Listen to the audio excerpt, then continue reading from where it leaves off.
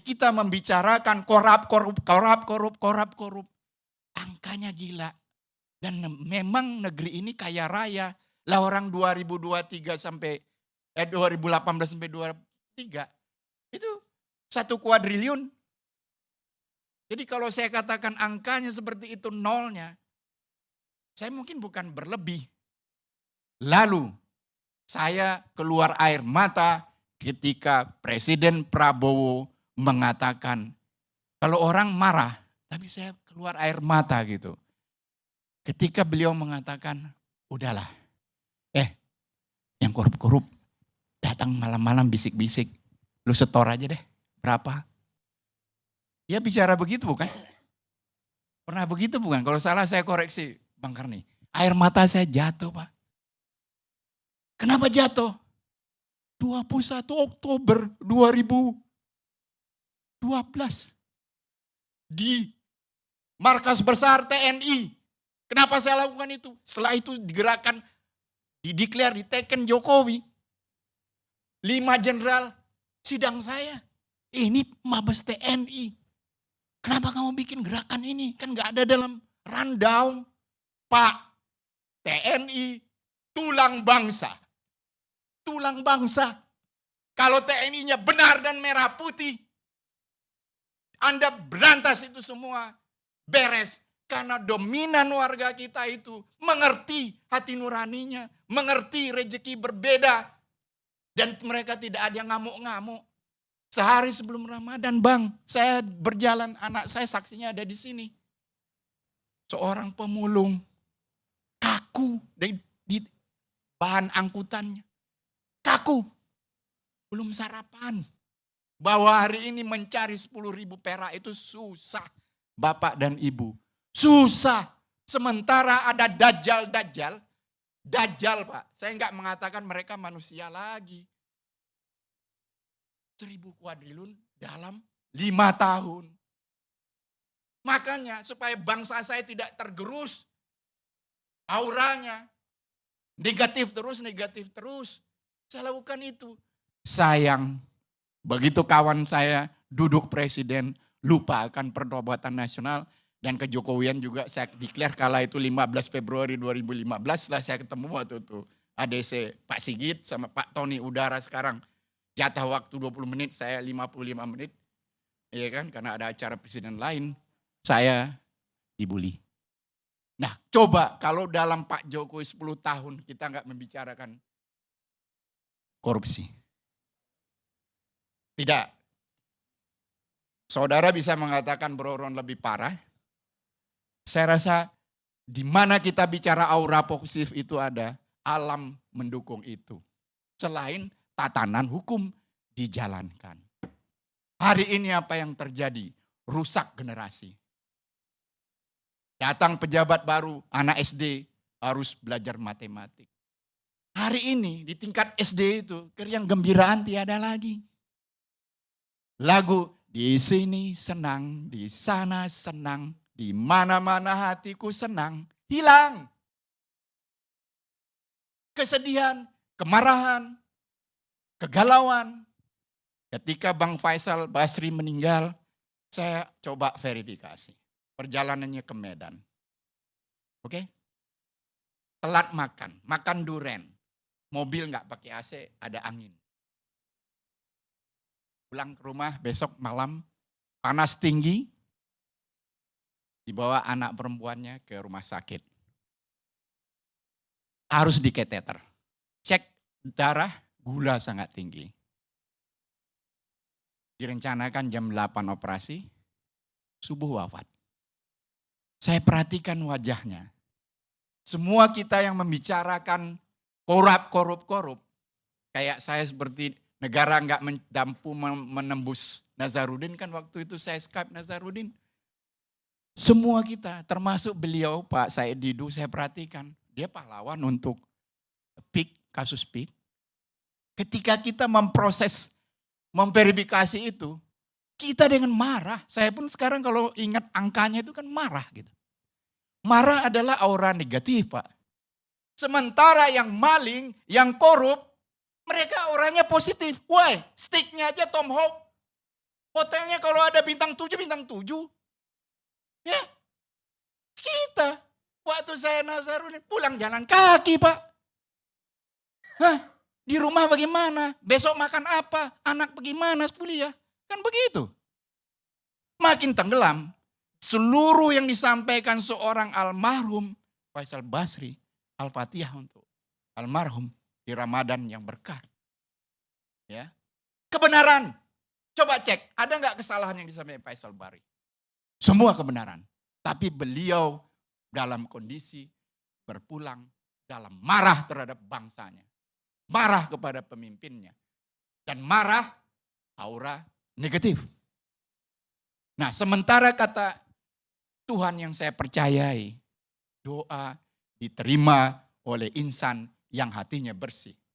Dan kerja terberat di dunia yang paling saya pahami adalah membersihkan hati. Kalau saja kita ada 40 orang teruji hatinya bersih, saya yakin juga doa diterima Allah.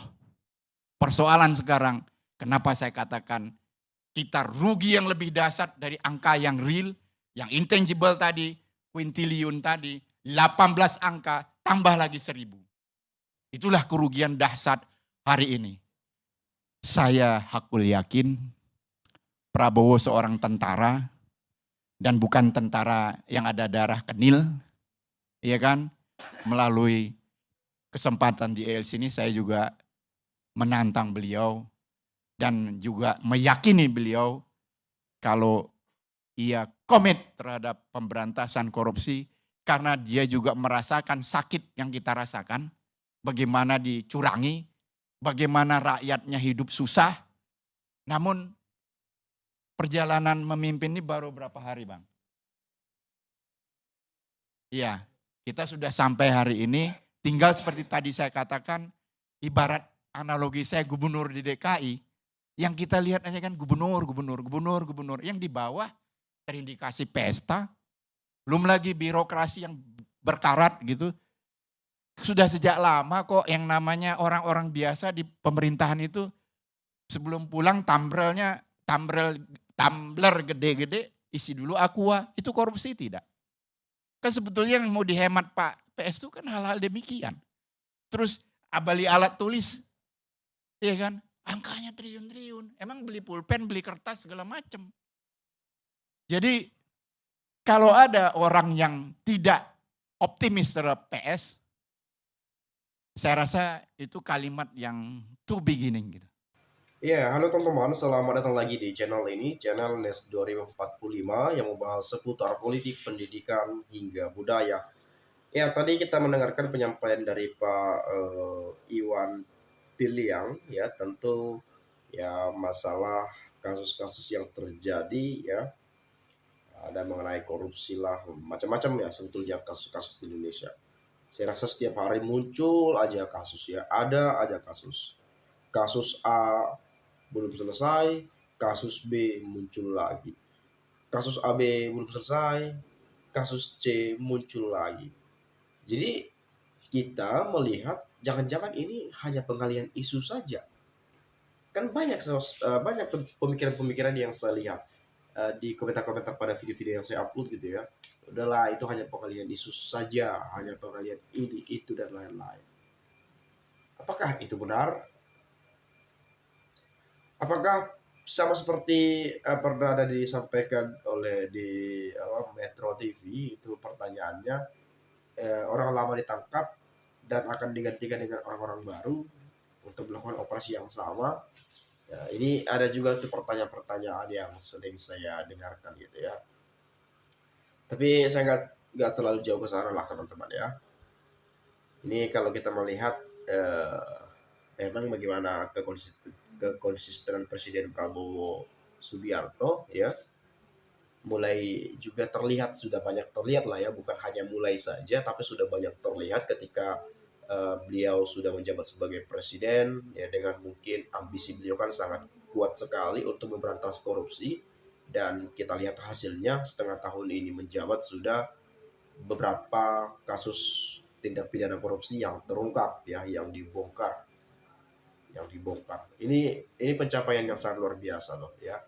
sangat luar biasa. Ini mega-mega korupsi semua nih yang kebongkar nih. Kasus Timah, apa namanya kemarin itu, apalagi ada Pertamina ya, ada oplosan apalagi minyak kita atau apa itu kemarin itu. Belum lagi apa masalah gula kristal ya kalau nggak salah tuh ya, dan macam-macam ya, udah banyak sekali lah. Itu luar biasa ya, kita patut apresiasi juga.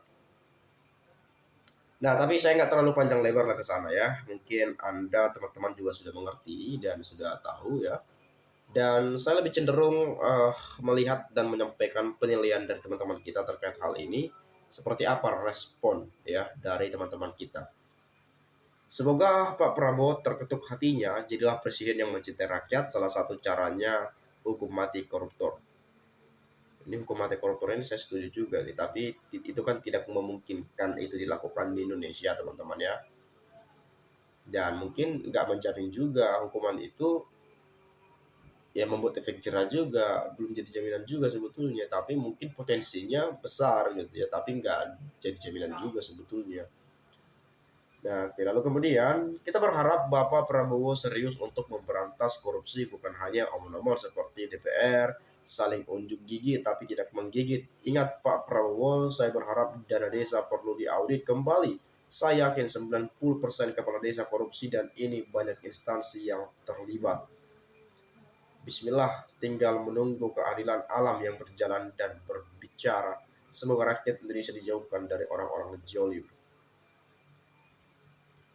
Pejabat jika mencari jabatan, maka negeri ini akan hancur. Tapi bila pejabat memang benar-benar membela negara dan rakyatnya, dia pasti akan melawan para koruptor.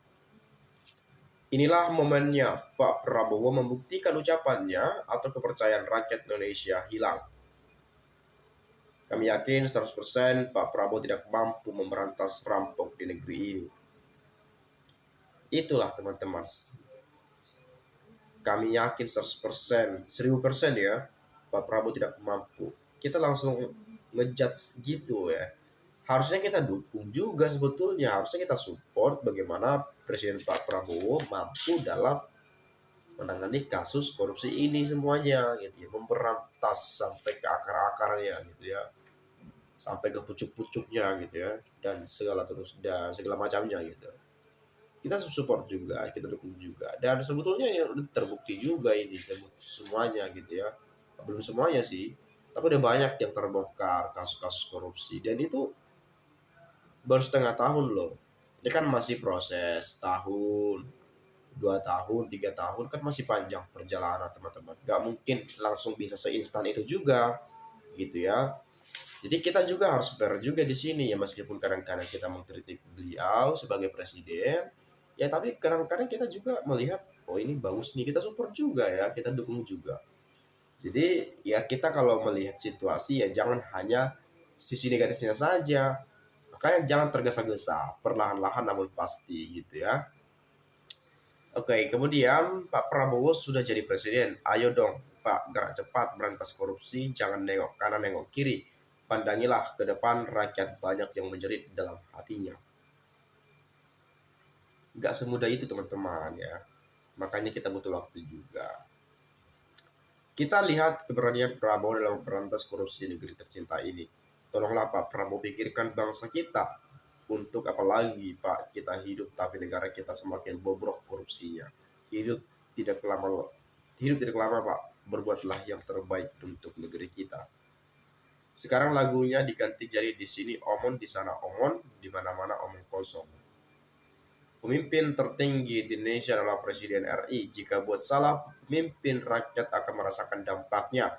Harus hukum mati koruptor, penjilat badut politik, pengkhianat bangsa Indonesia. Sudah waktunya rakyat bergerak memberantas koruptor. Jangan banyak-banyak berharap kepada Prabowo yang dulu beda dengan yang sekarang. Kalau Prabowo serius berantas korupsi, sudah disahkan undang-undang miskinkan koruptor. Harusnya teman-teman, ini DPR yang harus menyetujui dari setiap fraksi yang ada di partai-partai. Jadi kalau ada anggota DPR yang nggak setuju, makanya kita perlu tanda tanya juga itu. Loh ini kenapa? Kenapa nggak setuju? Apakah terlibat daripada itu? Atau memang bagian daripada mereka yang korupsi-korupsi itu, misalnya seperti itu, misalnya gitu ya. Jadi jangan karena Pak Prabowo sebagai presiden, jadi dilimpahkan semuanya. Apalagi kalau masalah undang-undang kan itu kan nanti ke DPR, ya. Nanti dia tinggal ngajukan aja tuh. Nah terlepas nanti disahkan, diketuk palu atau apa segala macam, itu kan nanti ada kewenangan DPR juga di sana. Karena bagaimanapun DPR itu adalah perwakilan dari rakyat gitu ya, Dewan Perwakilan Rakyat dan seterusnya ya. Jadi mungkin itu saja teman-teman. Silahkan sampaikan pendapat Anda juga di komentar pada video ini. Jika saya salah silahkan dikoreksi. Dan saya minta maaf. Sekali lagi saya ucapkan terima kasih. Salam inspirasi, salam NKRI, harga mati.